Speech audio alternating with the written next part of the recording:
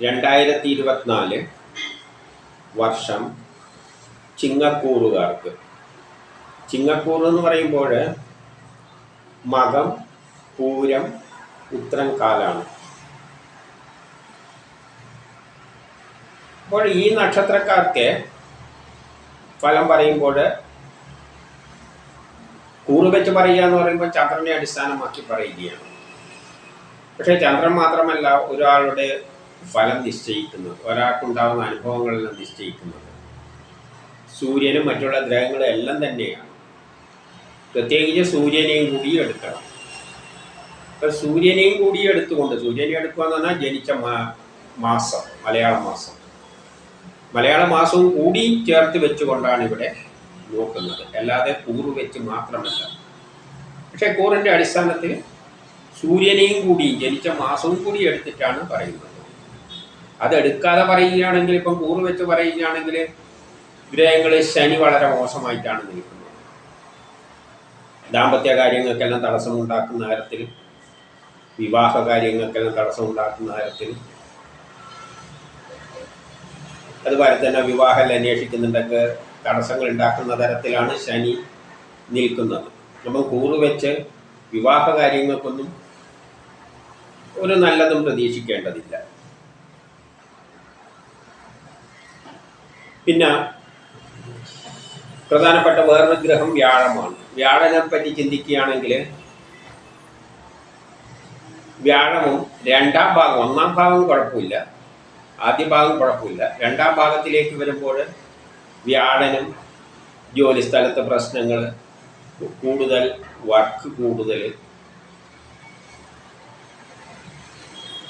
എത്ര ജോലി ചെയ്തു കഴിഞ്ഞാൽ മുകളിലുള്ളവർക്ക് തൃപ്തിയില്ലാതെ വരിക, അല്ലെങ്കിൽ ജോലിക്ക് ശ്രമിക്കുന്നവർക്കാണ് തടസ്സങ്ങൾ, അങ്ങനെയല്ല രണ്ടാം ഭാഗവും കാണുന്നുണ്ട്. അപ്പോൾ ശനി വെച്ച് ചിന്തിക്കുമ്പോൾ 2024 മോശമാണെങ്കിൽ വ്യാഴം വെച്ച് ചിന്തിക്കുമ്പോൾ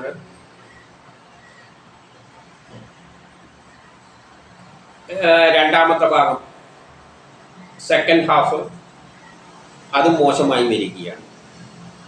വ്യാഴം ആദ്യത്തെ ഭാഗം മാത്രം, ആദ്യത്തെ വർഷത്തിൻ്റെ തുടക്കത്തിൽ മാത്രം കുറച്ച് നല്ല സ്ഥാനത്ത് നിൽക്കുന്നുണ്ട്, അങ്ങനെ പറയേണ്ടി വരും.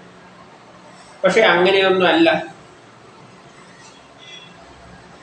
യഥാർത്ഥത്തിൽ ഫലം അനുഭവിക്കുന്നത്. കാരണം സൂര്യനിൽ നിന്ന് എങ്ങനെ നോക്കിയിട്ട് ഈ ഗ്രഹങ്ങൾ എങ്ങനെ നിൽക്കുന്നതെന്ന് കൂടി നോക്കണം.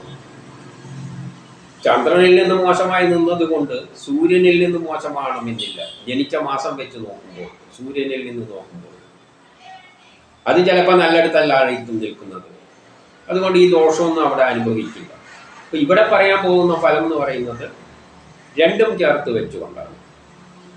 ജനിച്ച മാസവും അതേ ചന്ദ്രനെയും സൂര്യനെയും ജനിച്ച കൂറും, അതായത് ചന്ദ്രനെ അല്ല നക്ഷത്രത്തെയും രണ്ടും ചേർത്ത് വെച്ചുകൊണ്ടാണ് ഇവിടെ പറയുന്നത്. അങ്ങനെ പറയുമ്പോൾ നമ്മൾ ഏത് വിഷയത്തിനാണ് പ്രാധാന്യം കൊടുക്കേണ്ടത് എന്നൊരു ചോദ്യം വരുന്നുണ്ട്. ഈ വിഷയങ്ങൾക്കെല്ലാം പ്രാധാന്യമുണ്ട്, ഈ പറഞ്ഞ കാര്യങ്ങൾക്കെല്ലാം അവിടെ പ്രാധാന്യം വരുന്നുണ്ട്. പക്ഷെ എന്നാലും ഒരാളുടെ ഫലം തീരുമാനിക്കുന്നത് അവരുടെ ജാതകത്തിലെ അപ്പോഴുള്ള ഗ്രഹങ്ങളുടെ സ്വഭാവം അനുസരിച്ചാണ്. അല്ലെങ്കിലും ഒരു കുട്ടിയെ സംബന്ധിച്ചിടത്തോളം നമ്മൾ വിവാഹത്തിന് തടസ്സങ്ങളെല്ലാം ഉണ്ടാകുന്നു എന്ന് പറയുന്നതിലൊന്നും കാര്യമില്ല. ഒരു ചെറിയ കുട്ടീനെ സംബന്ധിച്ചിടത്തോളം, അല്ലെങ്കിൽ മരിക്കാൻ കിടക്കുന്ന ഒരാളോട് വിവാഹ തടസ്സങ്ങളിൽ ഉണ്ടാകുന്നതെന്നൊന്നും പറയുന്നതിൽ കാര്യമില്ല. പക്ഷെ അവർക്ക് ഈ ഗ്രഹങ്ങളുടെ സ്വാധീനം വരുന്നുണ്ട്.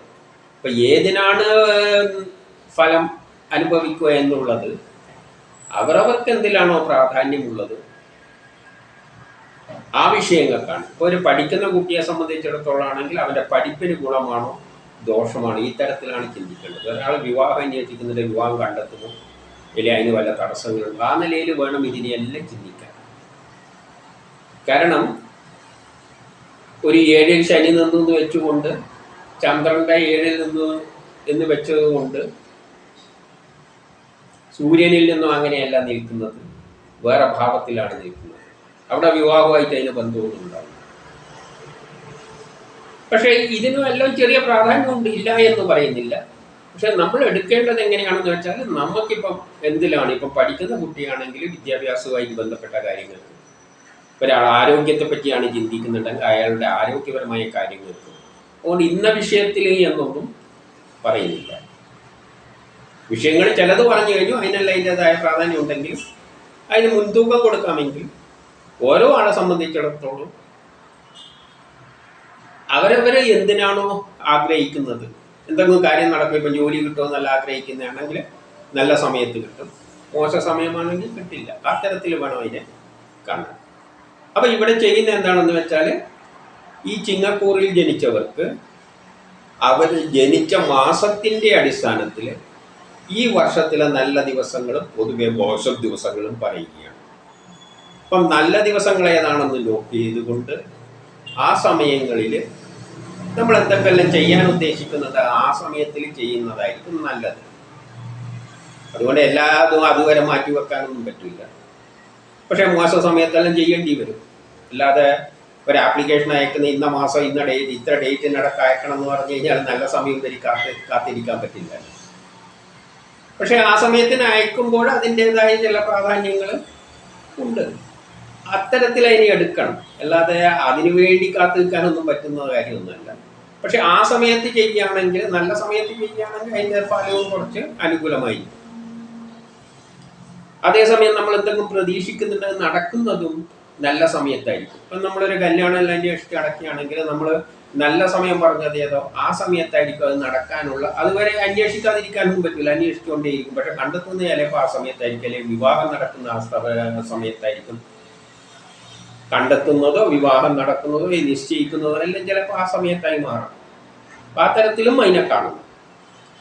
അപ്പം ഇതുകൊണ്ട് ഉദ്ദേശിക്കുന്ന ഇത്രയാണ്, നമ്മൾ എന്തെങ്കിലും ചെയ്യാൻ ഉദ്ദേശിക്കുന്നുണ്ടെങ്കിൽ ഇത്തരം സമയങ്ങളിൽ നല്ല സമയങ്ങളിൽ ചെയ്തു കഴിഞ്ഞാൽ അത് ഗുണം ചെയ്യും. അതാണ് ഒരു കാര്യം. രണ്ടാമത്തേതെന്ന് പറഞ്ഞാൽ എന്തെങ്കിലും നമ്മളെല്ലാം പ്രതീക്ഷിക്കുന്നുണ്ടെങ്കിൽ അത് നടക്കാനുള്ള സാധ്യത ഈ നല്ല സമയങ്ങളിലായിരിക്കും.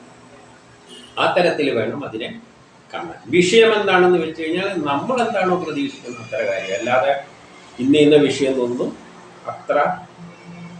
ഇന്ന വിഷയമൊന്നും ചിന്തിക്കേണ്ട ആവശ്യമില്ല. അതെല്ലാം ജാതകത്തിൽ നിന്ന് വേണമെങ്കിൽ വിഷയങ്ങളെല്ലാം ചിന്തിക്കാം. അപ്പം ജാതകത്തിൽ നിന്ന് ചിന്തിക്കുമ്പോഴും ജ്യോത്സ്യർ എന്താ ചെയ്യുന്നതെന്ന് വെച്ചാൽ അവൻ്റെ പ്രായം നോക്കിയിട്ടാണ് കാര്യം പറയുക. അല്ലാതെ ജാതകം നോക്കിയിട്ട് ഒരു കൊച്ചു ജനിച്ച ഉടനെ തന്നെ ഇതിന് കല്യാണത്തിൻ്റെ സമയമാണെന്നെല്ലാം പറഞ്ഞു കഴിഞ്ഞാൽ ഇപ്പം ജ്യോത്സ്യരും വയസ്സും ഇതുവെല്ലാം നോക്കിയിട്ടാണ് ഫലങ്ങൾ പറയുന്നത്. അപ്പം വിഷയമെല്ലാം ആ പ്രായത്തിനെയെല്ലാം അനുസരിച്ചാണ്. ഇനി നമുക്ക് ചിങ്ങക്കൂറിൽ ജനിച്ചവർക്ക് അവരവർ ജനിച്ച മാസത്തിൻ്റെ അടിസ്ഥാനത്തിലുള്ള നല്ല ദിവസങ്ങൾ അല്ലെങ്കിൽ നല്ല പീരീഡുകൾ 2024 നല്ല പീരീഡുകൾ ഏതാണെന്ന് ആദ്യം നോക്കാം. മേടമാസത്തിൽ ജനിച്ചവർക്ക് ജാനുവരി പകുതി മുതൽ ഫെബ്രുവരി പകുതി വരെയുള്ള സമയവും നല്ലതാണ്. മെയ് പകുതി മുതൽ ജൂൺ പകുതി വരെയുള്ള സമയവും നല്ലതായിട്ടാണ് കാണുന്നത്. ഇടവമാസം ജനിച്ചവർക്കാണെങ്കിൽ ജാനുവരി പകുതി മുതൽ ഫെബ്രുവരി പകുതി വരെയും മെയ് പകുതി മുതൽ ജൂലൈ പകുതി വരെയുമുള്ള സമയം നല്ലതായിട്ട് കാണുന്നു. മിഥുനം മകരം മാസങ്ങളിൽ ജനിച്ചവർക്കാണെങ്കിൽ ജാനുവരി പകുതി മുതൽ ഫെബ്രുവരി പകുതി വരെയുള്ള സമയമാണ് നല്ലത്.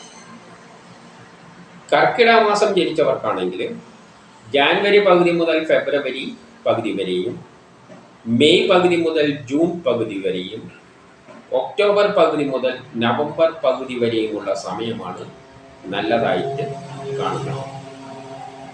ചിങ്ങം വൃശ്ചികം മാസത്തിൽ ജനിച്ചവർക്ക് മെയ് പകുതി മുതൽ ജൂലൈ പകുതി വരെയുള്ള സമയം നല്ലതായിട്ട് കാണുന്നു. കന്നിമാസം ജനിച്ചവർക്ക് മെയ് പകുതി മുതൽ ജൂലൈ പകുതി വരെയും ഒക്ടോബർ പകുതി മുതൽ നവംബർ പകുതി വരെയും ഉള്ള സമയം നല്ലതായിട്ട് കാണുന്നു. തുലാമാസത്തിൽ ജനിച്ചവർക്കാണെങ്കിൽ ജാനുവരി പകുതി മുതൽ ഫെബ്രുവരി പകുതി വരെയും മെയ് പകുതി മുതൽ ജൂലൈ പകുതി വരെയും ഒക്ടോബർ പകുതി മുതൽ നവംബർ പകുതി വരെയുമുള്ള സമയം നല്ലതായിട്ട് കാണുന്നു. ധനുമാസത്തിൽ ജനിച്ചവർക്കാണെങ്കിൽ